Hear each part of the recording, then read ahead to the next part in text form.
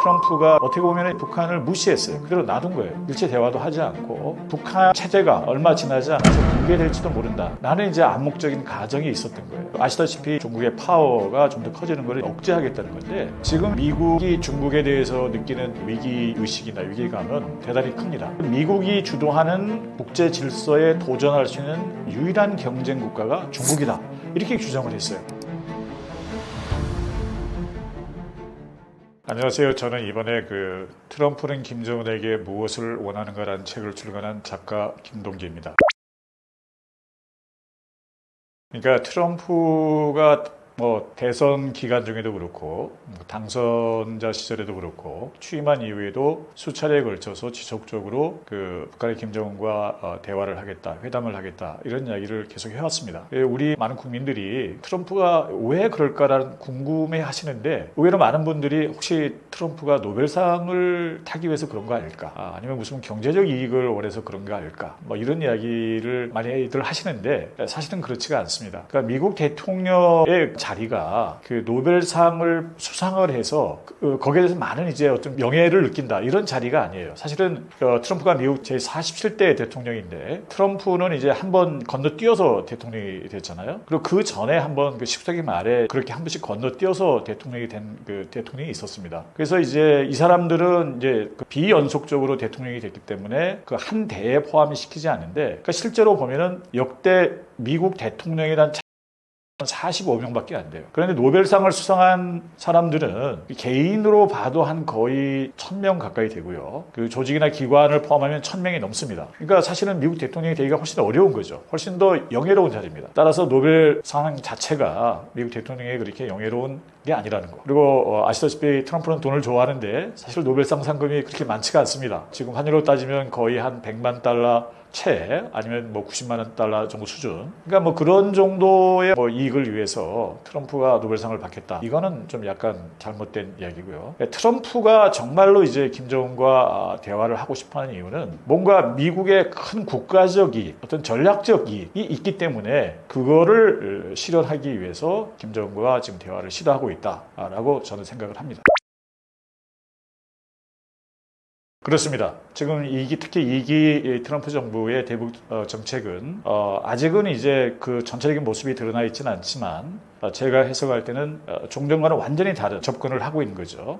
아들 부시 때만 하더라도 북한을 예를 들면 악의 축이다 이렇게 규정을 하고 대단히 적대시했습니다. 그래서 사실은 이제 예를 들면 그 전에 이루어졌던 제네바 합의 같은 것도 사실상 이제 무력화시키고 북한과 일체 대화를 하지 않고 그 사이에 이제 북한은 계속 이제 핵 개발에 몰두를 했죠. 오바마 대통령 때도 사실은 이제 전략적 인내라는 표현을 써가면서까지 어떻게 보면 이제 북한을 무시했어요. 그대로 놔둔 거예요. 말하자면 일체 대화도 하지 않고 부시 대통령이나 오바마 대통령이 이런 정책을 취했던 배경에는 기본적으로 북한 체제가 오래 가지 못할 것이다. 얼마 지나지 않아서 붕괴될지도 모른다. 나는 이제 암묵적인 가정이 있었던 거예요. 그러나 이제 지나고 보니까 이제 그렇지가 않은 거죠. 오히려 북한의 핵이나 미사일 능력은 더 고도화되고 그래서 이제 트럼프 대통령은 아시다시피 1기 때 2018년도 싱가포르 회담 그리고 2019년도 하노이 회담 그리고 판문점 회담을 3번에 걸쳐서 김정은과 회담을 했는데 사실은 당시에 트럼프가 김정은과 회담을 한 거는 상당히 즉흥적이었어요. 그러니까 오바마 대통령으로부터 이제 정권을 말하자면 인계받으면서 오바마 대통령이 그랬죠. 북한의 핵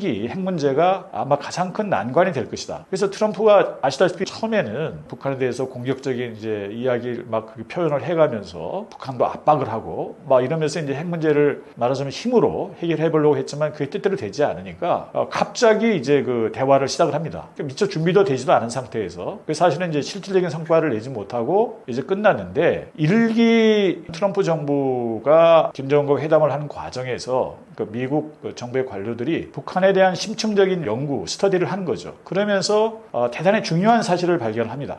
어떤 거냐면은 이제 북한 북한과 중국 사이에 대단히 큰 어떤 갈등과 어떤 분열, 균열이 있다. 그래서 이 사실을 발견하고 나서 지금 현재 2기 그 트럼프 정부는 기본적인 미국 정부의 전략적 목표가 중국의 견제거든요. 중국의 성장 속도를 좀 늦추고 중국의 파워가 좀 더 커지는 걸 이제 좀 억제하겠다는 건데, 그러기 위해서 북한과 중국 사이에 그런 커다란 갈등이 있다면 중국을 견제하는데 좀 쓸 수도 있지 않을까라는 그런 전략적인 인식을 한 거죠. 그래서 2기 정부, 지금 트럼프 정부가 북한에 대해서 접근하는 어떤 태도는 종전과는 근본적으로 다른 접근이다, 이렇게 말씀드릴 수 있을 것 같습니다.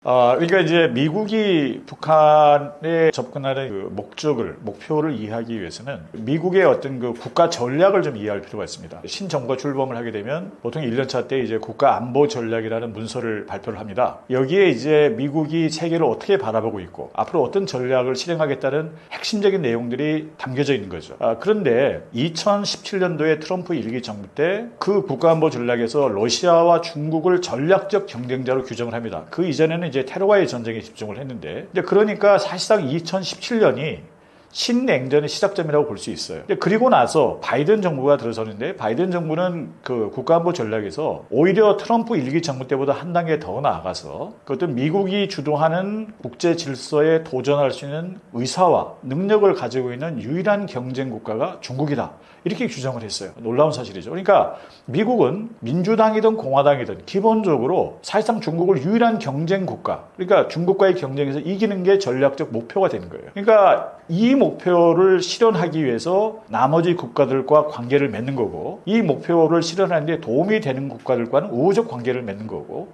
그게 방해가 되는 국가들과는 이제 적대적 관계를 맺겠죠. 그런 의미에서 아까 말씀드린 대로 북한과 중국 사이에 상당한 갈등이 있고 어떤 적대적 어떤 그 긴장이 있다라는 것을 발견한 현재 시점에서는 중국과의 경쟁에서 이기기 위해서, 또 중국을 견제하기 위해서는 북한을 활용할 수 있는 어떤 그 가치가 상당히 있는 거죠. 그러니까 궁극적으로 미국이 원하는 전략적 이익은 중국의 힘을 약화시키는, 북한을 이용해서 중국의 힘을 약화시키는 겁니다.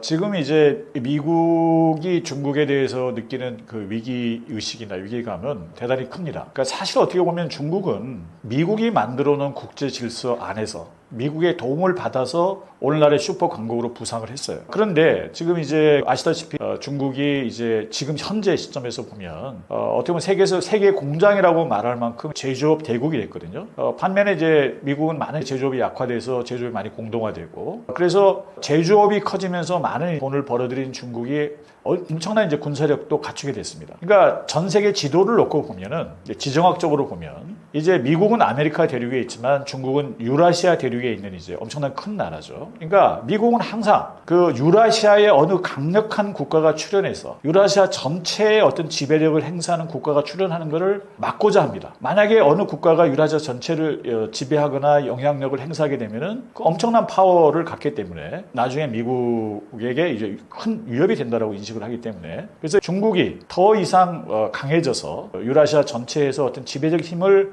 갖지 못하도록 하려고 하는 거죠. 그러니까 지금 이제 중국이 계속해서 지금 제조업 능력도 커지고 군사력도 커지고, 거기에 나아가서 미국이 가지고 있는 어떤 금융 파워를 약화시키기 위해서 어떤 중국의 위안화, 런민비를 이용해서 새로운 어떤 국제 통화 질서도 만들겠다, 막 이런 말을 하거든요. 미국 입장에서는 이제 긴장을 안 할 수가 없는 거죠. 트럼프가 지금 이제 뭐 여러 차례에 걸쳐서 김정은에 대해서 러브콜을 보내고 있는데요. 크게 보면 아까 말씀드린 대로 중국을 견제하는데 같이 동참해달라. 이제 이런 메시지가 가장 핵심적인 메시지라고 생각을 하고요. 조금 더 작게 보면은 두 번째로는 어찌됐든 북한이 지금 이미 그 상당한 핵무기를 보유하고 있고요. 전과자는 하나 50개 내외라고 이야기를 하는데 실제로 얼마 정도의 지금 핵무기를 가지고 있는지는 잘 모르는 거죠. 그리고 이제 북한은 그 미국의 본토에 이룰 수 있는 ICBM을 개발을 했습니다. 이미. 미국 전문가들은 그렇게 보고 있어요. 그러니까 미국의 본토를 경우에 따라서 타격할 수 있는 핵 핵무기를 탑재한 미사일이 미국 본토를 타격할 수도 있는 상황이 된 거죠. 그러니까 작게 보면 미국의 안전을 위해서 어떤 북한의 그 적대적 의사를 이제 좀 제거하는 이런 시도를 할 수도 있는 거예요. 그러니까 우호적 관계를 맺는 게 그만큼 미국의 안전에도 좀 유리할 수 있는 거죠. 그리고 세 번째로는 요즘에 그 미중 간의 경쟁이 좀 치열해지면서 최근에 중국이 말하자면 그 히토류를 이제 무기화시켰어요. 그 히토류 시장에서 그 중국이 차지하고 있는 시장 점유율이 아주 높거든요, 말하자면. 근데 이 히토류가 없으면 뭐 첨단 전자제품이나 심지어 뭐 무기도 만들기 어려워요. 그런 아주 중요한 소재인데. 그런데 이미 지금 미국 정부도 그걸 정확히 인식을 하고 있는데, 북한에 상당히 많은 방대한 지하 자원이 매장되어 있습니다. 지금 달러로 환산하면 한 7, 8조 달러, 경우에 따라서는 한 10조 달러 이르는 막대한 이제 자원이 매장되어 있는데 그중에 상당수가 히토류예요. 그러니까 경우에 따라서는 일부에서 관측하기는 트럼프가 어차피 미중 간의 경쟁이 치열해지면은 다른 데서 히토류를 구해야 되는데 말하자면 북한을 후보지 중 하나로 그렇게 이제 보는 게 아니냐라는 인식도 있습니다. 그러니까 크게 보면 세 가지 메시지를 던지면서 북한과 관계 개선을 지금 하고 싶어 하는 거죠.